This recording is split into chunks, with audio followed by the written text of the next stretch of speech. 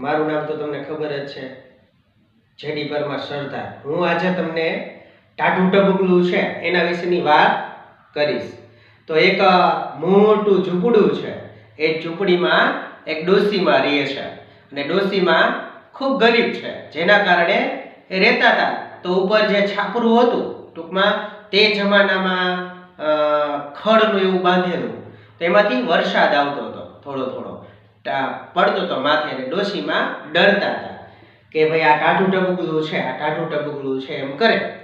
તો ત્યારે એવું બન્યું કે એક સિંહ આવ્યો ત્યાં, એને સાંભળતો હતો। એક દિવસ સાંભળ્યું કે ટાઢું ટબુકલું શું હોય છે, અને ડોશીમાં એમ બોલતા હતા કે હું કોઈથી ન બીવું, આ ટાઢું ટબુકલાથી બહુ બીવું પડે છે ને એનાથી, બરાબર છે, આવું કહેતો હતો। પણ ડોશીમાં આવું કહેતા હતા એટલે સિંહ આવું સાંભળતો હતો।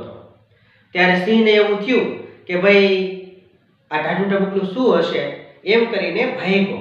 સિંહ ભાગ્યો એટલે તે જ ગામમાં એક કુંભારનું ઘર હતું।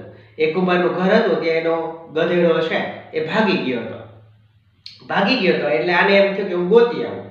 તો ગોતવા માટે જાય છે અને સામે અંધારું હતું અને સિંહ જ આવે છે ને કુંભારને એવું થયું કે લાવ આ મારો ગધેડો છે એમ કરીને એ કાન પકડીને એ માથે ચડી જાય છે, અને સિંહને એવું થઈ જાય છે કે આ તો મારી માથે ટાઢું ટબુકલું આવી ગયું।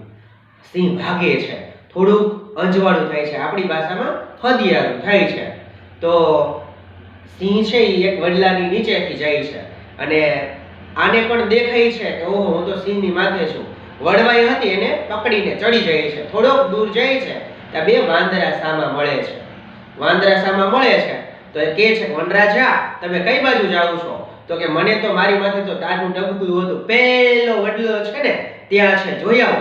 પેલા વાંદરા જાય છે, ઉપર ચડે છે, ડાળીએ જોવે છે, કોઈ કઈ દેખાતું નથી, પણ પેલો વ્યક્તિ છે ને એ ઝાડના થડીએ સંતાઈ ગયેલો હતો। પછી આવીને બેસે છે અને એ ઝાડનું થોડ છે એની અંદર હતો ને, પેલા બે વાંદરા ત્યાં જ બેસે છે। એટલે હરેક દિન થળિયેથી નીકળે છે બારે, બેના પૂંછડા છે એ બાંધી દે છે, અને વાંદરા એવું વિચારે છે બે કે તું આ રસ્તે જા ને હું આ રસ્તે જાઉં, એમ કરીને ભાગે છે।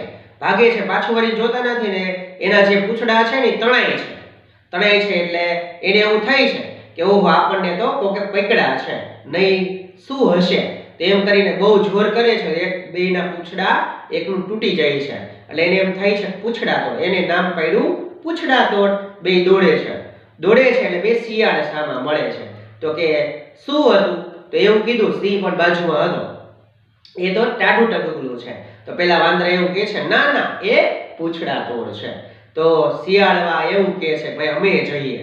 તો એ જાય છે, ત્યાં જાય છે એટલે પેલો વ્યક્તિ છે ને ઉપર ચડી ગયો હોય વડલાની ઉપર, અને જોઈએ છે, બે શિયાળવા જોઈએ છે એટલે દેખાય છે કે વ્યક્તિ ઉપર છે। ત્યાંથી એને અચાનક એના હાથ મુકાઈ જાય છે અને પેલા કેડ ઉપર પડે છે, શિયાળના બેના કેડ ભાંગી જાય છે, અને એ ધીમે ધીમે હાલતા જે વાંદરા ભાઈ બે હતા અને સિંહ હતા ત્યાં જઈને ઊભો રહે છે।